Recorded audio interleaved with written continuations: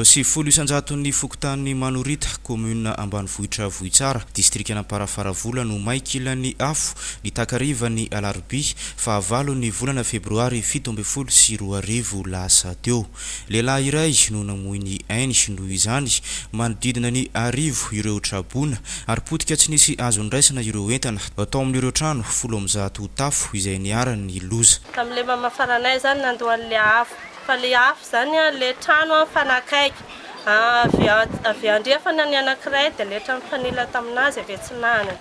ka natonga anazy tsy vorombakay zany le trano zozoro zany fanakaiky be mihitsy natonga le afo zany le tompotrano tsy tao le ramatoa anankiray izay manantena tsy tao izy fa ny fasahiranany moa zany nandehanany tany amin'ny olona nandeha tady vary fotsy zany nandeha nitady vary fotsy izy dia ny afony rehetra tsy hitany ny afony rehetra satria izay mivady zany rehefa nandeha tao jerena ny trano tsisy olona le zaza kely tsy fantatra na le fanankaiza le zaza. Efa hita le zaza mbola tsita? Efa hita zany le zaza rehefa maty ny afo dia nitadiavina dia hita le zaza fa tany nisitrika teny tanatina korofidraty zany le zaza. Naray atanana ireo trabona avy hatrany ny fiadidina ny commune ambanivohitra Vohitsara. Avy hatrany izay commune dia nandray andraikitra nampiditra an'ireo traboinareo tao amin'ny efitrano tsekoly teto Mandrita sy Ambomiarina. Na izany izy anefa dia hita fa tsy ampy mihitsy le efitrano satria olona 520 zany maromaro eny zany.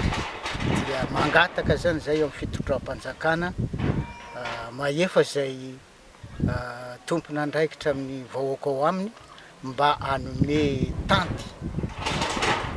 ialofan'ireo trabonareo aloha mandrapafa izy ireo mbola hiezaka ihany ny hanao ny trano fa tsy hoe hitetra amin'izay mandrakizay fa dia mba fanampiana indrindra eo amin'ny sakafo fa ny vary tao an-trano dia potika may daholo ny ambiko tsisy na dia ty hiasa aza le ambiko may dia miraviravin-tanan'le tsy nitazapotsiny ireto vahoaka ny arambona teto Manorita ireto ihany koa ireo herivelona rehetra eto amin'ny faritra aloatra Mangoro izay notarehany lehiben'ny faritra fa tonga ny dododo sy nankahery ny fianakaviany ilay lehilahy iray izay nindaosin'ny fahafatesana ary nitondra anjara biriky nanampiana ireo trabona. Raha vao nitranga moa zao zavatra zao ny nataony voalohany dia nampafantatra tany amin'ny filoham-pirenena i Rajonary Mampianina ny zava-misy taty Manorita ka teo anatin'izany moa no nentana ny filohan'ny repoblika ny tenanay hoe entano ny zay afaka andray anjara amin'izany fanampina ny fianakaviana any Manorita zany ka izay natoavana teto dia nanao antsoavo moa ny tao amin'ny faritra zany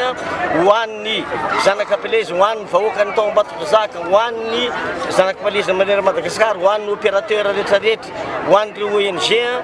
ka dia nazahoana an'izao zavatra nentina nankaty zao misy ny planche ray camion avy amin'ny Fanalamanga hita eo ny faritra moa nagnome vary ray taonina ny draine nagnome kit scolaire ny amin'ny fahasalamana nagnome